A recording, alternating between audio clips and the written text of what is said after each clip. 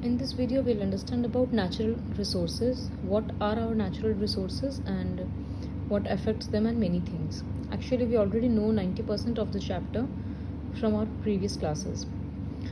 But still, what are the resources? Now, why do life exists on Earth?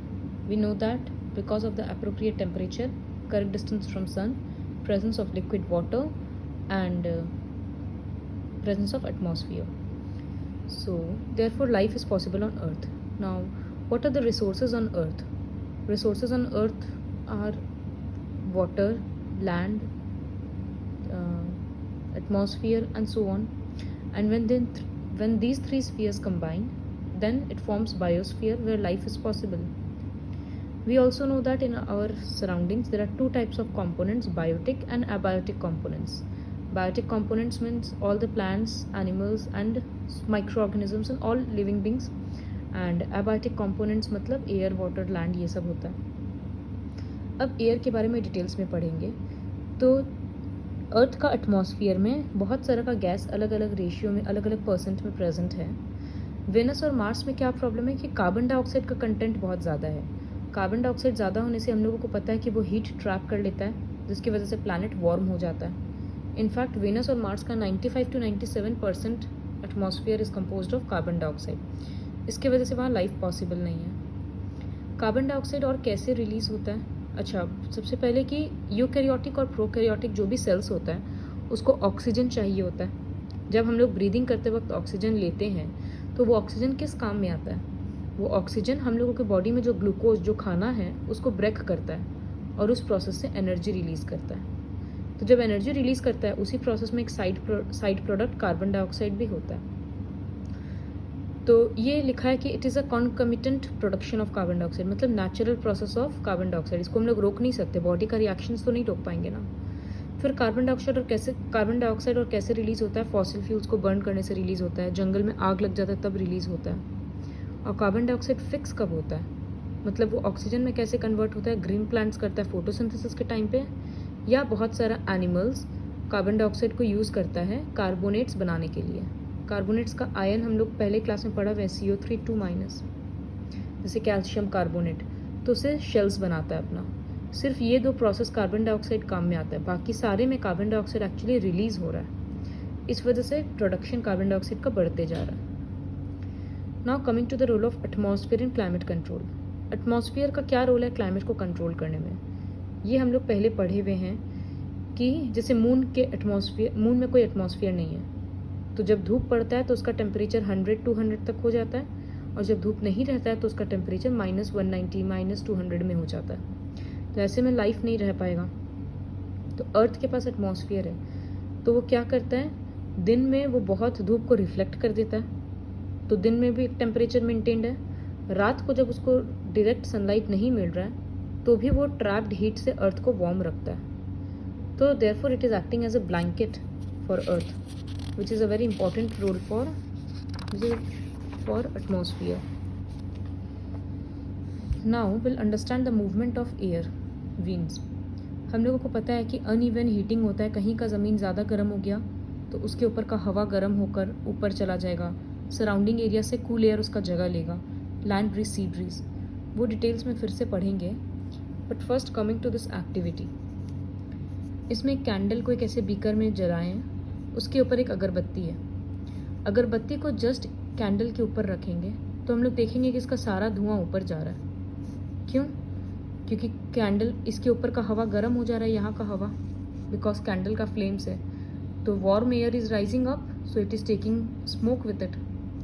जब candle को हम अगरबत्ती को यहाँ रखेंगे या इसके अंदर घुसाएंगे तो सारा देख रहे धुआं अंदर जाएगा. क्यों? क्योंकि बाहर का कूल एयर अंदर जा रहा है, वार्म एयर ऊपर आ रहा है. तो वो कूल एयर जब अंदर जा रहा है तो वो अपने साथ अगरबत्ती का धुआं भी ले जा रहा है. तो इससे हम लोग को समझ में आता है कि एटमॉस्फेयर में कैसे कोल्ड एयर और वार्म एयर मूव करता है, जो कि हम लोगों को जनरली नहीं दिखेगा because it is a transparent material. जैसे हम लोग हीट चैप्टर में कन्वेक्शन करंट्स पढ़े थे कि लिक्विड को जब बॉयल करते हैं तो नीचे से वार्म लिक्विड ऊपर चला जाता है, ऊपर से लिक्विड नीचे आता है. ठीक उसी तरह से एयर भी करता है.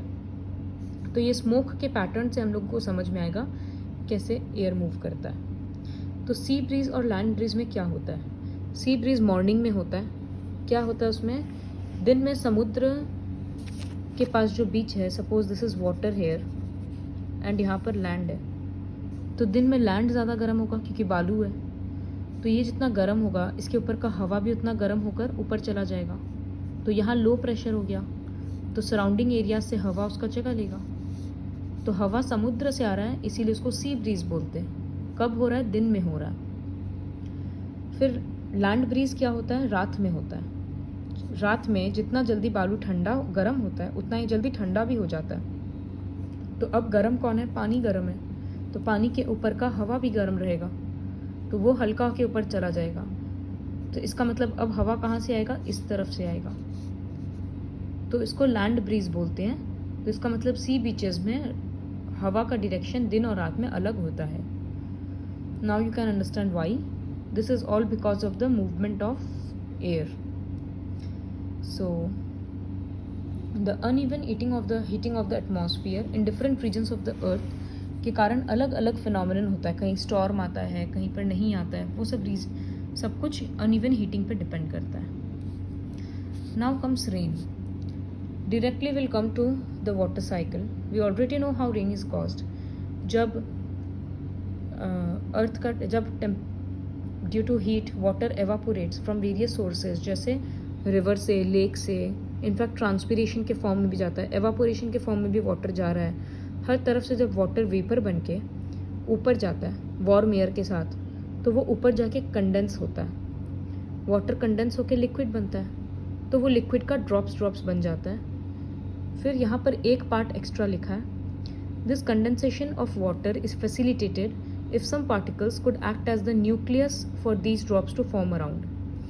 जैसे एक डस्ट पार्टिकल है, तो वो डस्ट पार्टिकल एक न्यूक्लियस है, उसके आसपास सारा पानी जम जाएगा.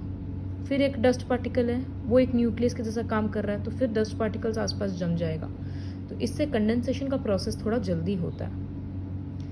तो वाटर जब बड़ा बड़ा ड्रॉपलेट्स बन जाता है कंडेंस होकर, तो वो हैवी हो जाता है और रेन के फॉर्म में वो नीचे गिरता है. जब when temperature of air is low enough, तो वो पानी बर्फ़ बनकर नीचे गिरता है. रेनफॉल पैटर्न्स वगैरह डिपेंड करता है विंड डायरेक्शंस वगैरह पे. जैसे यहाँ लिखा है, we have also heard weather reports that से depressions in bay of Bengal have caused rains in some areas. Depression मतलब किसी जगह का लो प्रेशर क्रिएट होते जा रहा है, तो वहाँ का सारा एयर ऊपर वार्म होकर ऊपर हल्का होकर ऊपर जाते जा रहा है, तो आसपास के रीजन्स में बहुत ज़्यादा बारिश आता है. So this was all about rain. Now air pollution. Air pollution is also, we know what is air pollution. जब हार्मफुल सब्सटेंसेज एयर में बहुत ज़्यादा बढ़ जाता है, तो उसको पोल्यूटेड एयर बोलते हैं, एंड प्रोसेस को एयर पोल्यूशन बोलते हैं. कैसे होता है? जब फॉसिल फ्यूल जैसे कोल, पेट्रोलियम हम लोग बहुत ज़्यादा बर्न करते हैं, तो नाइट्रोजन और सल्फर जैसा हार्मफुल गैसेस रिलीज़ होता है, व्हीकल से रिलीज़ होता है. फिर ये सब हार्मफुल गैसेस एटमॉस्फेयर रेन के साथ मिक्स होकर एसिड रेन भी बनाता है, जो कि गिरता है तो मार्बल्स का बिल्डिंग ख़राब हो जाता है. फिर कुछ अनबर्न कार्बन पार्टिकल्स एटमॉस्फेयर में रह जाता है और वो सूट रहता है, विजिबिलिटी कम जाता है. These suspended particles could be unburnt carbon particles or substances called hydrocarbons. Hydrocarbons मतलब जैसे मीथेन, CH4, सिर्फ कार्बन है और हाइड्रोजन है, इसीलिए इसको हाइड्रोकार्बन्स बोलते हैं. इस तरह का बहुत सारा कंपाउंड है.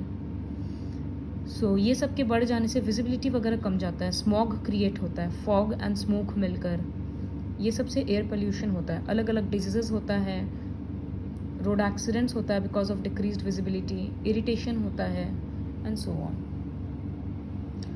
Next, water a wonder liquid. Water को वंडर लिक्विड क्यों बोले हैं? Because this is very important for our survival. Now water, earth is also called blue planet. तो इतना पानी है, उसके बाद भी पानी का प्रॉब्लम क्यों है? क्योंकि जो पानी है वो सारा सलाइन है, मतलब सी वाटर, सॉल्टी वाटर है. एंड टेरेस्ट्रियल ऑर्गेनिजम्स, मतलब जो लैंड में रहते हैं वो ऑर्गेनिजम्स इतना हाई अमाउंट ऑफ सॉल्ट को टॉलरेट नहीं कर सकते हैं, तो इसलिए उनको फ्रेश वाटर चाहिए, जो कि रिवर से मिलता है, लेक से मिलता है, पॉन्ड से मिलता है. सो फ्रेश वाटर का नेचुरल सोर्स रेन है. फिर ग्लेशियर्स वगैरह पिघल के, स्नो पिघल के देता है, वो सब है, but natural source is only rain. तो इतना कम सप्लाई है, इसी वजह से वाटर का प्रॉब्लम है। Now the question arises, why do we need water? पहले के क्लास में हम लोग पढ़ते थे वाटर हम लोगों को चाहिए कपड़ा धोने के लिए, for bathing and so on, for digestion. See, it is written, all reactions that takes place within our body and within the cells occur between substances that are dissolved in water. तो body में जितना भी chemical reactions होता है सबको पानी चाहिए। Body में जो भी ट्रांसपोर्टेशन होगा सब में पानी चाहिए। सो एक मिनिमम अमाउंट ऑफ वाटर हम लोगों के बॉडी में होना ज़रूरी है, अदरवाइज डिहाइड्रेशन हो जाता है। Not terrestrial life forms require fresh water for this, क्योंकि हाई अमाउंट ऑफ सॉल्ट हम लोगों से टॉलरेट नहीं होगा, इस वजह से पानी का प्रॉब्लम है। See it is written, the availability of water. अच्छा, जहाँ पर ज़्यादा बारिश होता है वहाँ पर ज़्यादा लाइफ फॉर्म्स होता है। ऐसा ज़रूरी नहीं है कि सिर्फ बारिश पर डिपेंडेंट है, वहाँ का सॉइल कैसा है, वहाँ का क्लाइमेट कैसा है, उस पर भी डिपेंड करता है। But availability of water is a major factor in deciding the density of population and biodiversity. कितना तरह का लाइफ होगा वो पानी पे भी डिपेंड करता है। Now, what is water pollution? The process by which water is getting polluted is called water pollution. कैसे होता है? हम लोग swedge from our towns and cities और फैक्ट्री सबको रिवर्स में डंप कर दिया जाता है। Specific industries also use water for cooling in various operations. पानी को बहुत सारी चीज़ों को ठंडा करने में भी लिया जाता है, और जो पानी बाद में आ रहा है वो हॉट वाटर है। तो इससे जो रिवर में जहाँ पर हॉट वाटर छोड़ दिया जा रहा है वहाँ का टेम्परेचर बढ़ जा रहा है, तो एक्वेटिक लाइफ को प्रॉब्लम हो रहा है। फिर फार्मर्स फर्टिलाइजर्स और पेस्टिसाइड्स यूज़ कर रहे हैं जो कि रेन वाटर के साथ धुल के रिवर वाटर को पल्यूट कर रहा है। तो इस तरह से बहुत सारा हार्मफुल इफेक्ट्स है, हार्मफुल कॉजेज़ है वाटर पोल्यूशन, रीजंस है वाटर पोल्यूशन का। We also know that oil spills from tanks causes water pollution and there are so many ways. फिर क्या होता है, ये सबसे कभी कभी एल्गी वगैरह जैसे ऑर्गेनिजम्स ग्रो करता है, तो वो क्या करता है, पानी का सारा डिजॉल्व्ड ऑक्सीजन ले लेता है, जिसके वजह से एक्वेटिक ऑर्गेनिजम्स को पानी नहीं मिलता है। See these are the effects of water pollution. Addition of undesirable substances to water bodies, जिसके जैसे फर्टिलाइजर्स, पेस्टिसाइड्स, ये सब ऐड कर देने से बहुत सारा डिजीजेज हो सकता है। हम लोग कंज्यूम करेंगे तो हम लोगों को, अदरवाइज उस प्लांट और एनिमल को, एक्वेटिक प्लांट और एनिमल को।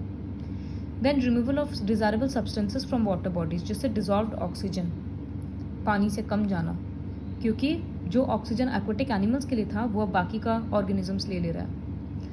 चेंज इन टेम्परेचर, जैसे कि यहाँ पर पढ़े कि बहुत सारा फैक्ट्रीज पानी लेता है ठंडा करने के लिए रिएक्शन में, तो वो लोग बदले में हॉट वाटर रिवर में छोड़ देता है। या फिर डैम वगैरह जो पानी स्टोर करता है, डैम्स, वो जब अचानक से रिवर में छोड़ देगा तो डैम्स का स्टोर्ड वाटर ठंडा होता है रिवर का नॉर्मल वाटर के कंपैरिजन में, तो वो टेम्परेचर डिफरेंस होता है, जिसके कारण एक्वेटिक एनिमल्स और उन लोगों का एग्स तो खैर मर ही जाता है, और एक्वेटिक एनिमल्स को भी हार्म होता है। तो ये सारा पॉइंट्स था effects of water pollution, and these were the causes, ये कारण था वाटर पोल्यूशन का।